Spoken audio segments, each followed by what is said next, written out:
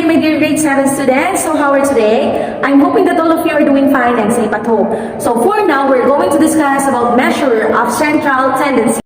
We have three measures of central tendency, namely the mean, the median, and the mode. When we say mean, that is the average. When we say the median, that is the midpoint or the midpoint value.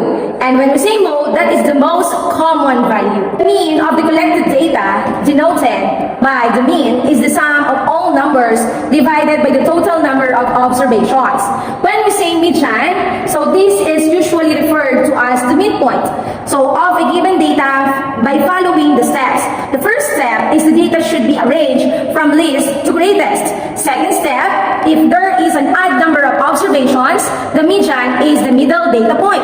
Third step, if there is an even number of observations, the median is the average of the two middle data points. Then, of course, when we say mode or mode of a data, that is the data point that occurs most often.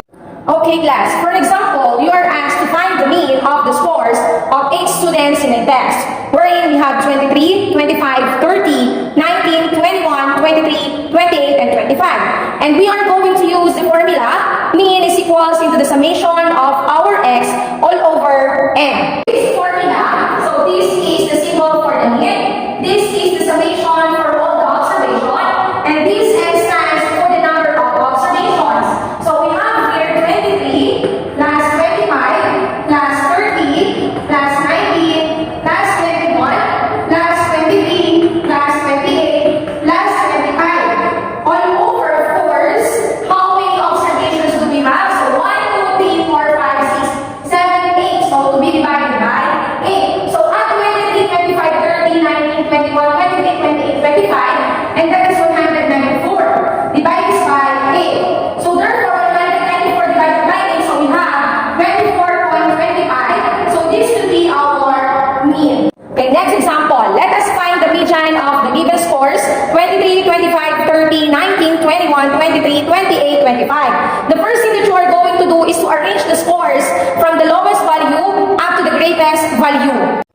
So, if you're going to arrange that from lowest value into the greatest value, so we have 19, 21, 23, 23, 25, 25, 28, 30. Then after that, you are going to get the average of the middle numbers and then divide it by 2. So, in that case, our middle numbers are 23 and 25. As we have here now the median. So, this is our median. So, these are the middle scores. So, we have 23 plus 25. Then, of course, divide this by 2. So, we have 23 plus 25. So, we have 48 divided by 2. So, therefore, our median here is 24. So, the median is equals to 24.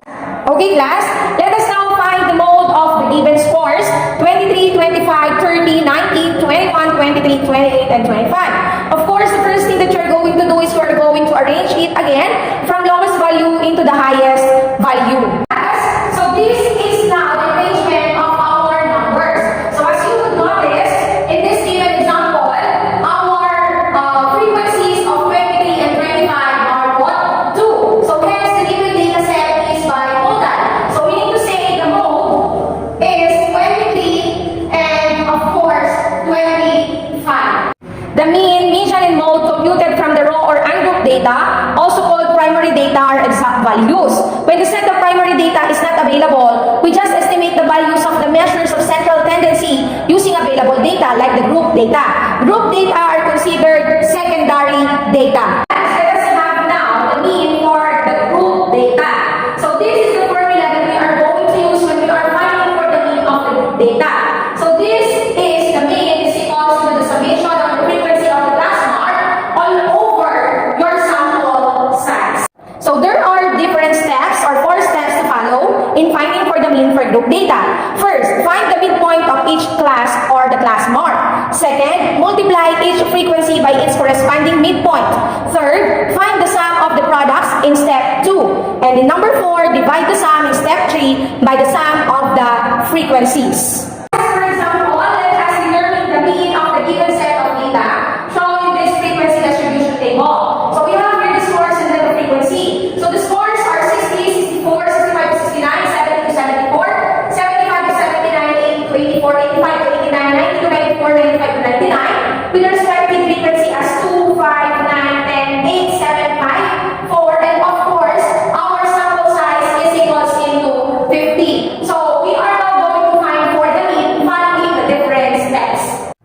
So the first step is you're going to find for the class mark of each interval. So of course class, as you would remember, in finding for the class mark, you're going to add your scores or your interval, and then you're going to divide it by 2. So of course, if you are going to have 60 plus 64 divided by 2, so we are going to have 62 as your class mark. And then of course, 65 plus 69 divided by 2, so you have here 67 as your class mark. Then 70 to 74, so we have 72. Then 75 to 79, so we have here 77. Then 80 plus 84 divided by 2, so you have 82 here. Then 85 to 89 divided by 2, so you have 87. Then of course, 90 plus 94, so you have 92. Then 95 plus 99 divided by 2, so we have here now 97. So this is the first step. You're going to find for the class mark. Okay class, now for the second step, multiply each frequency by its corresponding class mark. Of course, if you are going to multiply 62 and 64, so you have here now 124. And then multiply 67 by 5, of course we have here 335. And then multiply 72 and 9, so we have 648. Then 77 and 10, so we have here 770. 82 times 8, so you have 656. Then 87 times 7, so you have 609. Then 92 times 5, so you have here 460. Then 97 times 4, so you have here 388. So that is the second step.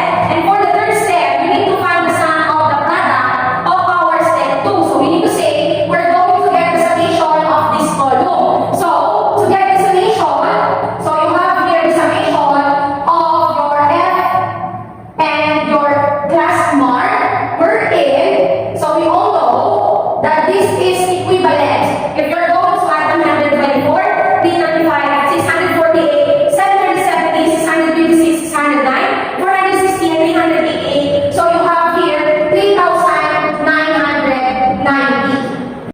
For step 4, divide the sum in step 3 by n, and then the sum of the frequencies, of course. So you are just going to divide 3,990 by our n, which is 50. So we have here 79.8. So the mean of the given distribution is therefore equals into 79.8.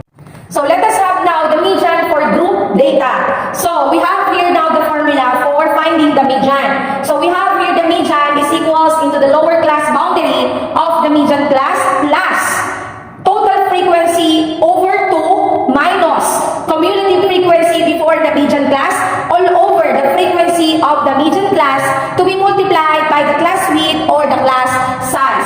So what are you going to do in finding for the median? The first step is to construct the cumulative frequency column. The second step is to determine 1/2 of the total number of values. The third step is determine the value of the cumulative frequency before the median class. The fourth step, determine the frequency of the median class. Then, determine the lower boundary of the median class. Determine the class width, the difference between two consecutive lower limits. Substitute the values obtained in the formula. We are going to find for the median for the group data using this frequency distribution table. So we have here the score and then the frequency. So let's proceed into the first step. So for your first step, you are going to construct the cumulative frequency in the third column. So of course, in our previous lesson, we have discussed on how we are going to find for the cumulative frequency of our given data. So the first cumulative frequency is 2. Then plus 1, so we have 7. Plus 9, so we have here 16. Plus 10, so we have 26. Plus 8, so all in all, so we have here now to be 34. Then 34 plus 7, so we have here 41. Plus 5, so we have 46. Plus 4, so we have 50. So this will be the cumulative frequency of our given data. Okay, second step, determine 1/2 of the total number of the observations. So since we have here 50 as our observation to be divided by 2, so you have here now 25. So the median class in the interval that contains 25 data or of the observation, which is in the interval of 75 to 79. So therefore, in the step 3, we need to determine the value of the cumulative frequency before the median class. And of course, the cumulative frequency of the before the median class is equals into 16. So because of course, like what I told you, so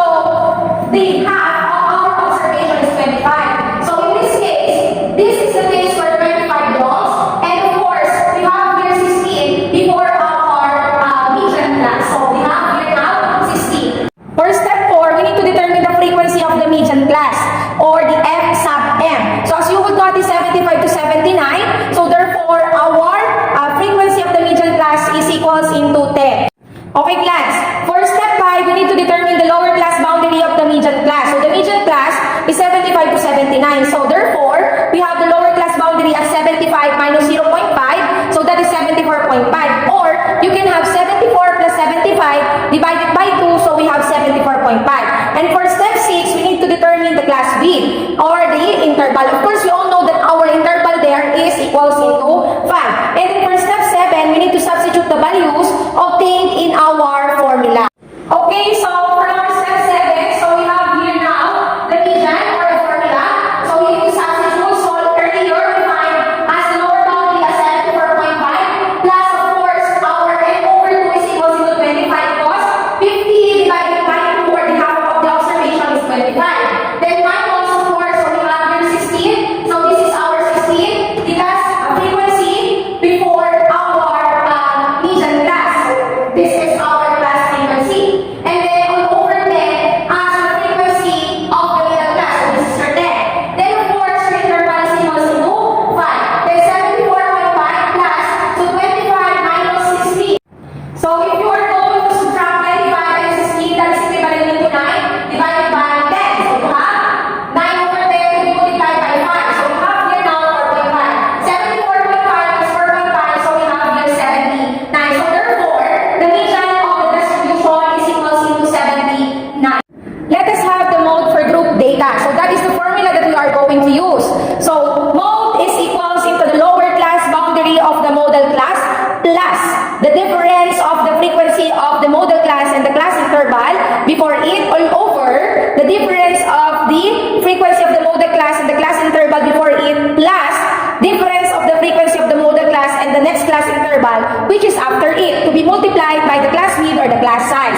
So in finding for the mode of group data, so the first step is to determine the model class.